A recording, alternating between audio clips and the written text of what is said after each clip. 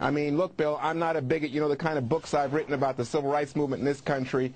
But when I get on a plane, I got to tell you, if I see people who are in Muslim garb, and I think, you know, they're identifying themselves first and foremost as Muslims, I get worried. I get nervous. This is not a reflection on his comments. This is not a debate. You know, Juan feels the way he feels. That is not for me to pass judgment on. That is really his feelings that he expressed on Fox News are really between him and his, you know, psychiatrist or his publicist, or take your pick. But it is not compatible with a news analyst with the role of a news analyst on NPR's air. NPR terminating its contract with Juan Williams as a news analyst after something he said on Bill O'Reilly's show Monday night. Juan says he got a call from Ellen Weiss, NPR's senior vice president for news, Wednesday evening. She said, you know, this has been decided up the chain. I said, you mean I don't even get the chance to come in and we do this eyeball to eyeball, person to person, have a conversation? I've been there for more than 10 years. We don't have that chance to have a conversation about this. And she said, there's nothing you can say that would change my mind. This has been decided above me, and we're terminating your contract. President and CEO of this company, Roger Ailes, has announced that he is extending and expanding Juan Williams' contract with Fox News Channel as of today.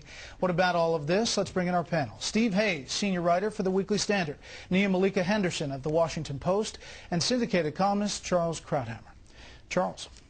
Well, I want to start by having people look at this quote from Jesse Jackson about 18 years ago, in which he says, I hope we can put it up on the screen, that when he walks down the street, hears footsteps, and he starts thinking about robbery, he looks around, and when he sees someone who is white, he feels relieved.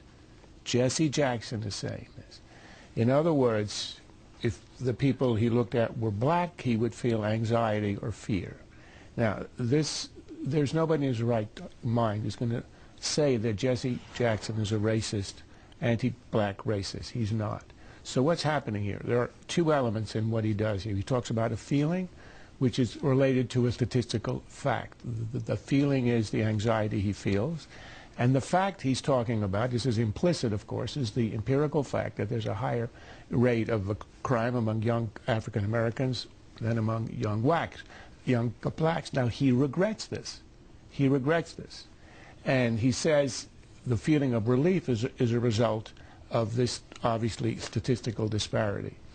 Now, think of what Juan has said. It's exactly the same kind of statement. He talks about a feeling he has when he sees a person in Muslim garb.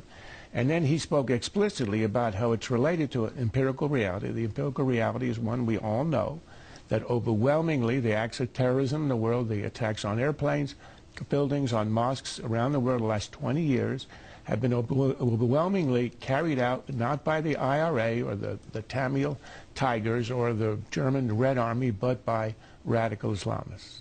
So he makes a statement that's perfectly parallel with what Jackson said. Now, you explain to me why nobody would attribute hostility, bigotry, or racism in the Jackson statement, and yet NPR attributes to the Juan Williams statement, and not only attributes it, but does it with such certainty that it dismisses him without even a hearing. I'd like to hear one executive in NPR defend that. If not, this is not just a case of political correctness, it's a case of intellectual cowardice. Nia, NPR's executives, the president of NPR, Vivian Schiller, said today that there have been multiple incidents where they've talked to Juan about speaking out and expressing his opinions.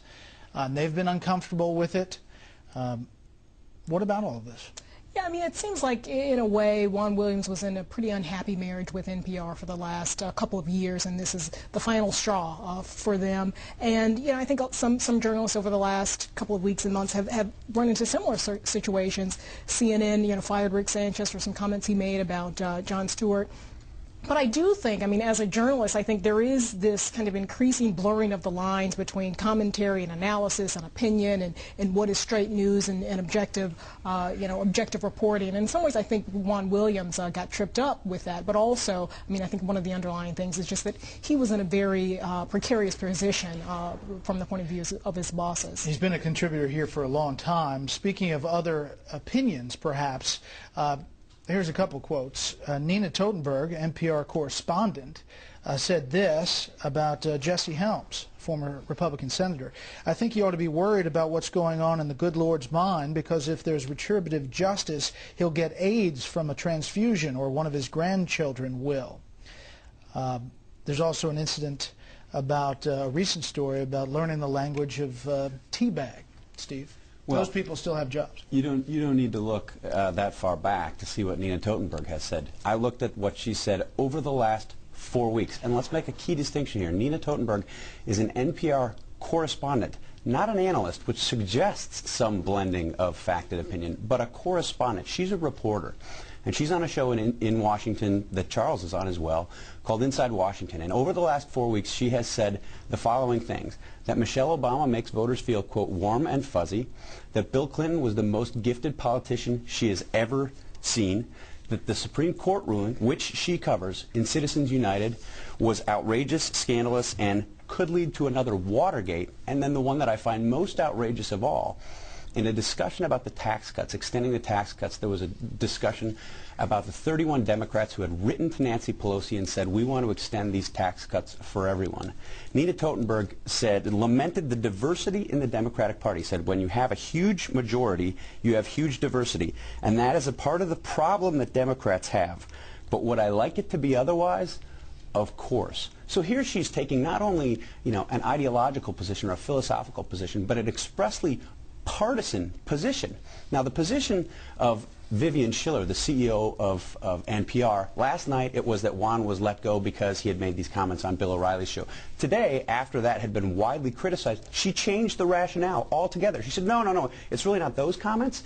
It's just the fact that he's expressed an opinion. Well, if that's the case, how does Nina Totenberg, who is not an analyst but a reporter, how does she possibly keep her job? And the final point, how does Vivian Schiller, after questioning with a smirk like we saw on that video, Juan Williams' sanity for saying the things he said, how does she possibly keep her job?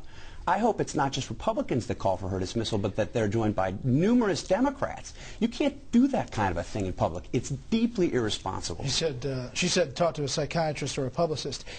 John Boehner, the minority leader, Charles, came out with a statement saying this: Washington is borrowing 37 cents of every dollar it spends from our kids and grandkids. Given that, I think it's reasonable to ask why Congress is spending taxpayers' money to support a left-wing radio network. And in the wake of Juan Williams' firing, it's clearer than ever that's what NPR is. There are calls now to investigate this and to look at funding of NPR.